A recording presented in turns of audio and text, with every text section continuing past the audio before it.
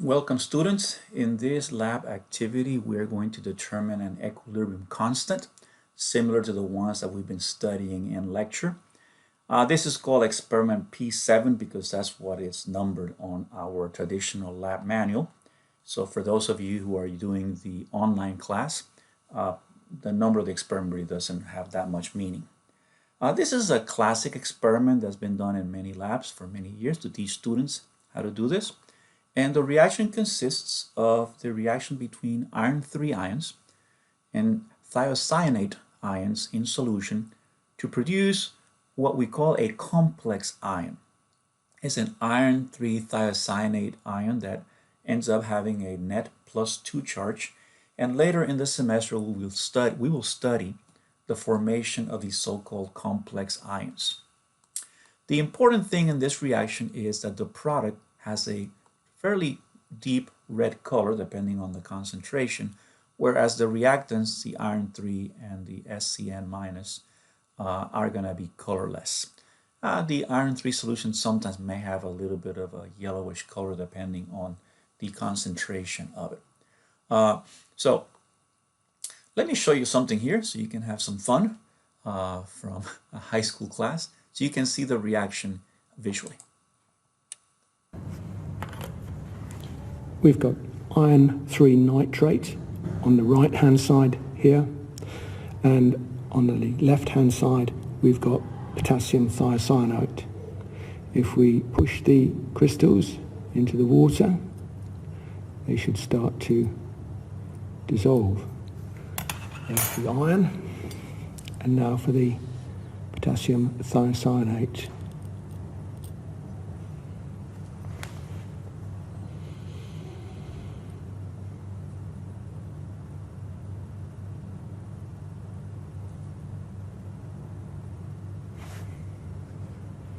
And quite a dramatic reaction, of course, where they meet.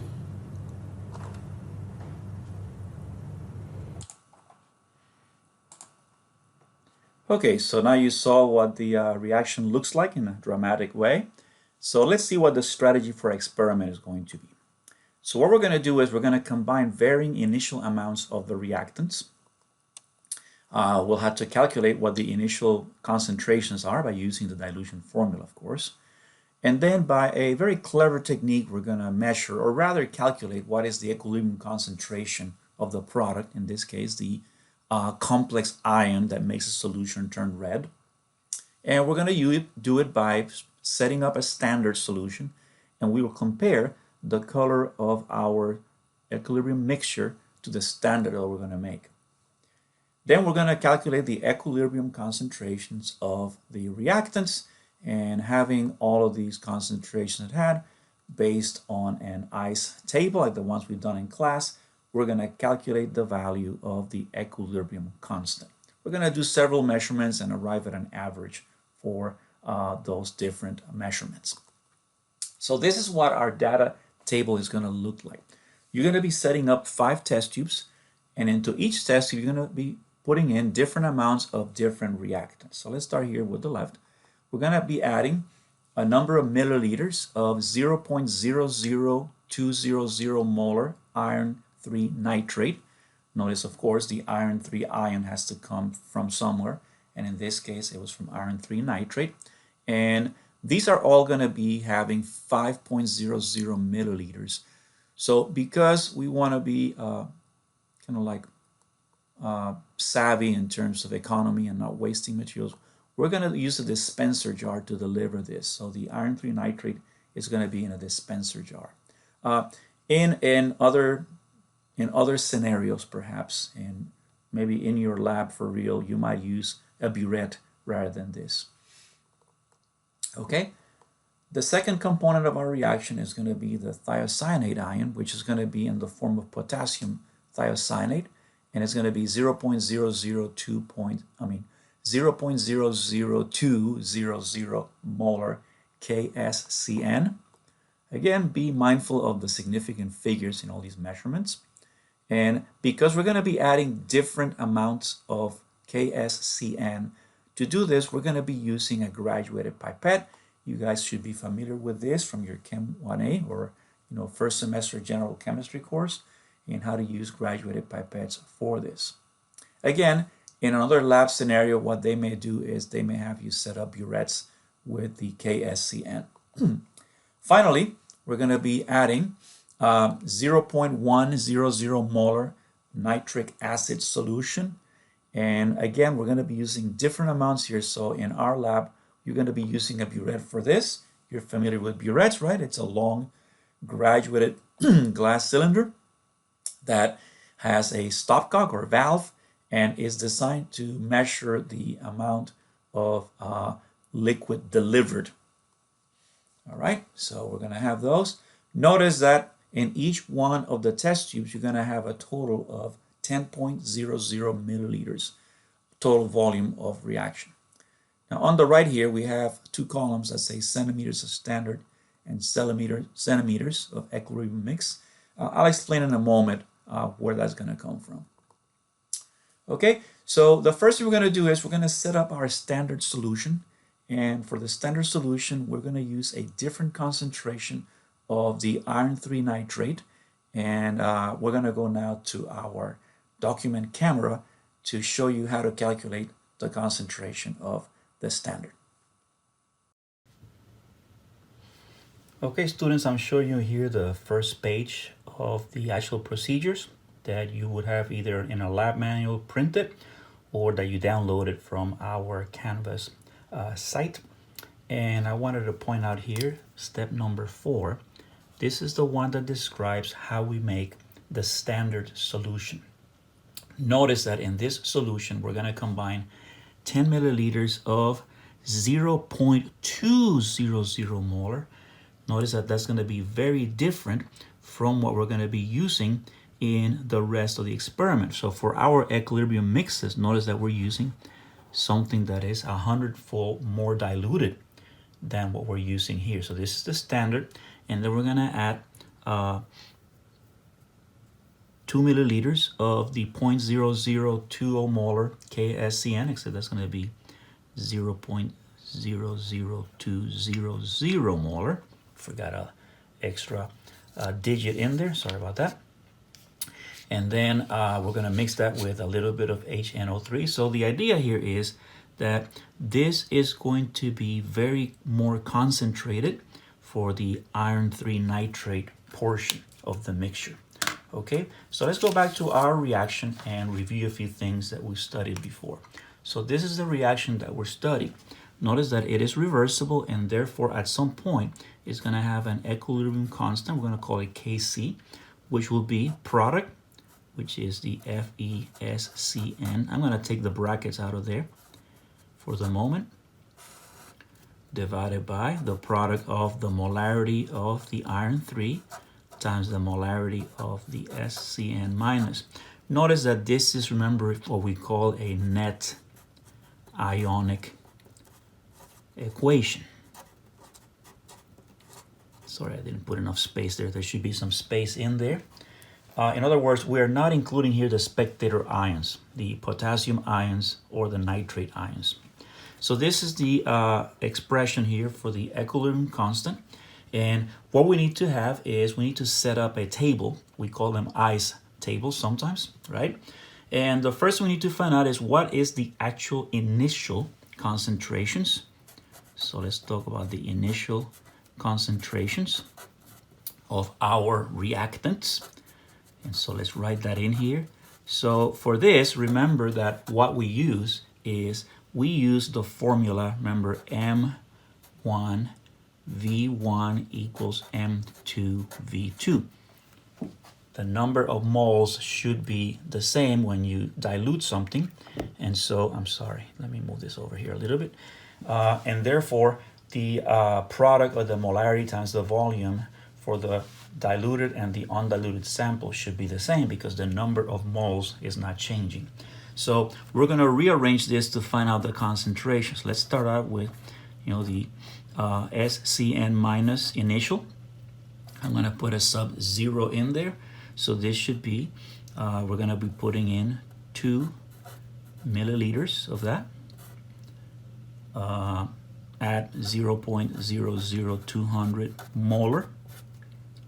divided by the total volume. If you add up everything that we have in there, it'll be 0.220.00 milliliters. Milliliters cancel out, so this becomes 2.00 times 10 to the minus 4 molar. All right, let's do now the concentration of the iron 3 ions. So in this case, we are adding 10 milliliters of a solution that's 0.200 molar and diluting that into a final 20 milliliters. And so that gives us a total of 0.100 molar. And so this is what we're going to do. Now we're going to use these numbers to build our ice table. So let's write out again the equation over here. Fe3 plus SCN minus, reversibly converting into this super ion, this complex ion. And again, like I mentioned earlier, we're going to be studying the formation of these types of ions later in the semester. But they're going to prove to be very useful. So again, we're going to start with our initial concentrations. We have this one at 0.100 molar. These are all going to be molarities. This is going to be 2.00 times 10 to the minus 4. And of course, we start with no complex being formed. What is the change here? Well, let's think about this. Compare that concentration with that one. It is, a couple or more orders of magnitude larger. So what we're going to notice here is that essentially there is such an overwhelming excess of iron 3 ions that we can expect that all of the SCN is going to react in this case. All right. And that's going to produce an equimolar concentration of our product. Of course, here we would also subtract that amount. But essentially, when we reach the equilibrium concentrations here, and again, remember in initial change equilibrium, that's how we get that ICE acronym. Essentially, we would say that because this is such a small amount with respect to that, we would basically say that the concentration of iron 3 ions remains unchanged. In other words, the change here is sort of like beyond the level of precision of that measurement. We have no SCN left, and so what we've done is we have a solution that has a 2.00 times 10 to the minus 4 molar concentration of our complex ion. And this should have again a red color. And if you remain skeptical about this decision we've made about assuming that all of this is going to react, go ahead and try out solving this not the regular way, putting X and solving for X. And you'll see that essentially if there is any residual, SCN minus, it's going to be, it's not that it's not in there, but it's just beyond the level of precision of this particular measurement in here. All right. So that means that our standard has a concentration of our complex ion equal to 2.00 times 10 to the negative 4 molar. And that is how we establish the concentration of our standard. Let's go back to our presentation and see how we analyze our data. Okay, students, that is how we calculate the concentration of our standard. And of course, by that we meant the molarity of the iron thiocyanate complex in that standard solution that gives us the red color that we're looking for. Now, the next step in our process is to look at the initial equilibrium mixes and calculate what is the concentration of each mix at the beginning, in other words, before they begin reacting. Let's go to our document camera to do that. Okay, for this example, what we're going to do is we're going to take test tube number 1. Remember, our beginning molarity for each one of these are put over here on the table. The nitric acid, it just serves to even out the final volume. So we have the final volumes. And the nitric acid also helps balance some of the ions in here. Notice that in experiment 1 or test tube 1, we're going to have 5 milliliters of the iron nitrate and 1 milliliter of the KSCM. Don't forget, our total or final volume for each case, for each test tube is, what did we say? 5 plus 1 plus 4 is going to be 10.00 milliliters. So let's take test tube number 1, and remember we're going to use the formula, the dilution formula, M1V1 equals M2V2. So remember, M1V1 equals M2V2. We started out with these solutions. We added so many milliliters. We had the final volume, so we're looking for, what we're calling here M2. So this guy here, M2, that is our unknown. That's what we're trying to find, all right? So let's start out with the iron nitrate. And essentially, I'm going to use just the iron 3 ion because that is the species that participates in the reaction. The nitrate ions are spectator ions. So let's go ahead and say that what is the concentration of iron 3 initially. I'm going to call it, sub-zero or initial. This is, remember, this is M2. I'm going to call it initial. It's M2 because that's the final after we've diluted. Sorry for that confusion there. So again, this is, right, M1 V1 over V2, which is the final volume. So this solution started out at 0.00200 molar, and we used 5.00 milliliters of it. All of that in a final volume of 10.00 milliliters. All right, so if you do that calculation, what do you get? Well, let's go ahead and do it here. So 0.00200 times 5 divided by 10 equals 1 times 10 to the negative 3, or 0.001. But to respect the significant figures in all of these measurements, we keep it a 3. And this is the molarity of the iron 3 ion in test tube number 1 at the beginning. In other words, before the reaction starts. Now, let's see what would be the concentration of the thiocyanate ion. Again, we're going to use the same formula, M1 V1 over V2. Here, the molarity is the same, 0.00200 molar. But the volume is different. It's only 1 milliliter, so 1.00 mLs. But the final volume is the same. It's going to be 10.00 mLs.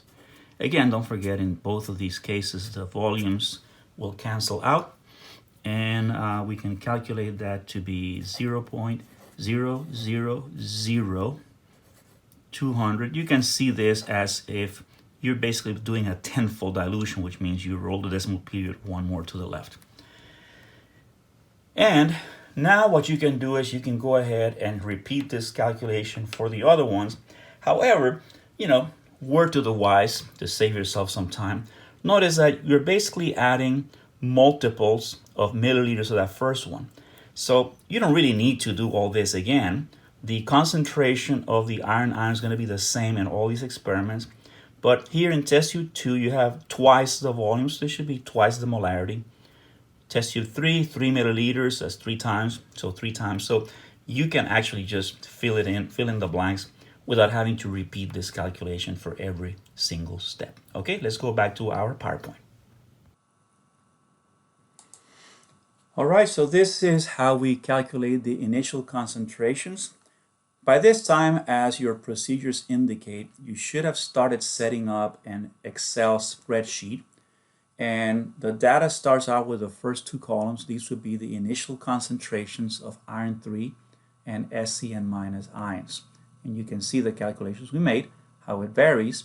And notice that we're keeping the concentration of the iron 3 ion constant.